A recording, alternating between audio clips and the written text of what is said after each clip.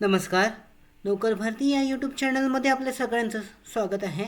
जिल्हा परिषद भरतीसाठीची जवळजवळ सगळ्या पदांची जी परीक्षा आहे जाहिरात दिल्यानंतर परीक्षा त्याचबरोबर निकाल जाहीर झालेले आहेत. परंतु आत्तापर्यंत जे जिल्हा परिषद भरतीसाठीचे ग्रामसेवक त्याचबरोबर जे आरोग्यसेवक ही पदे आहेत या पदांची त्याचबरोबर पर्यवेक्षिका याच्याबद्दलची जी परीक्षा आहे या परीक्षा अजून जाहीर झालेल्या नाही आहेत. त्यांचे वेळापत्रक अजून जाहीर झालेलं नाही आहे.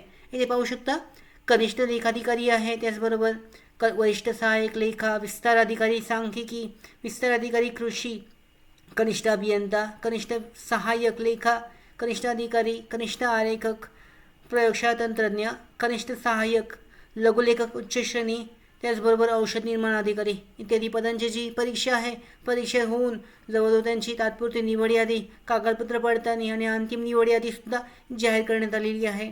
यामध्ये अजून जे अपडेट आहेत इथे पाहू शकता.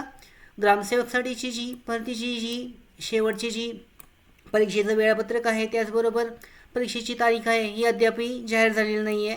त्याचबरोबर याच्यामध्ये आरोग्यसेवकासाठी सुद्धा अजूनपर्यंत त्याची जी परीक्षेची तारीख आहे त्याचबरोबर परीक्षेची वेळ आहे याच्याबद्दलची पुढची काही माहिती अपडेट अजून देण्यात आलेली नाही आहे. त्याचबरोबर मुख्य सेविका, सुपरवायझर, पर्यवेक्षिका याबद्दलसुद्धा कोणत्याही पद्धतीची अपडेट अजूनसुद्धा अवेलेबल झालेली नाही आहे. यानुसार पाहू शकता याच्यामध्ये जे भरती प्रक्रियेमध्ये जी महत्त्वाची माहिती आलेली आहे त्यानुसार पाहू शकता आचारसंहितेमुळे जी भरती प्रक्रिया थांबलेली आहे त्यासाठीची ती प्रक्रिया राबवता येत नाही आहे. त्यासाठीची महत्त्वाची माहिती अशी आहे की ऑगस्ट 2023मध्ये पाहू शकता मेगा भरतीची जी जाहिरात प्रसिद्ध करण्यात आलेली होती.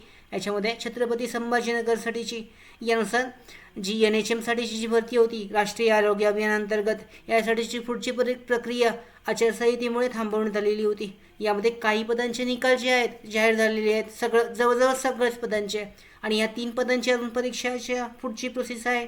याबद्दल कोणतीही अपडेट जिल्हा प्रशासन त्याचबरोबर सामान्य प्रशासन विभागाकडून आलेलं नाही आहे. तर यानुसार म्हणणं असं आहे की याच्यामध्ये जी पुढची प्रोसेस आहे ती लवकरात लवकर घेण्यात यावी, म्हणजे आचारसंहितेच्या अगोदरच याच्याबद्दलची महत्त्वाची जी अपडेट आहे त्याच्याबद्दलची अपडेट येऊ शकते.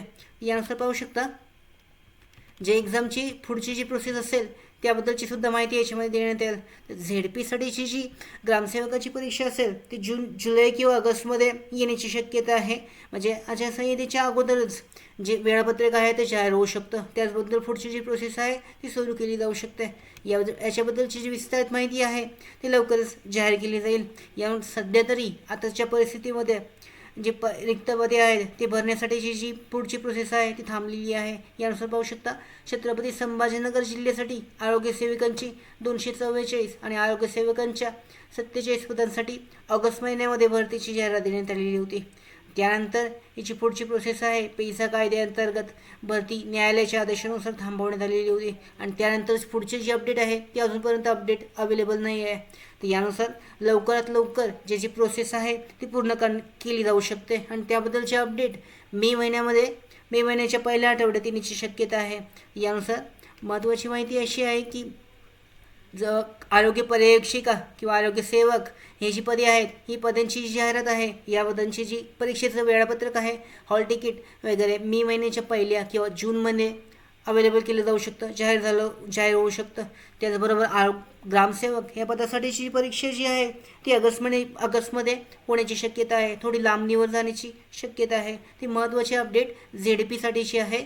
जी अवेलेबल अपडेट आहे त्यानुसार ही जी PDF आहे या PDFमध्ये डिटेलमध्ये प्रत्येक परीक्षेबद्दलची जी वेळापत्रक आहे ते डेली अपडेट केले जातं.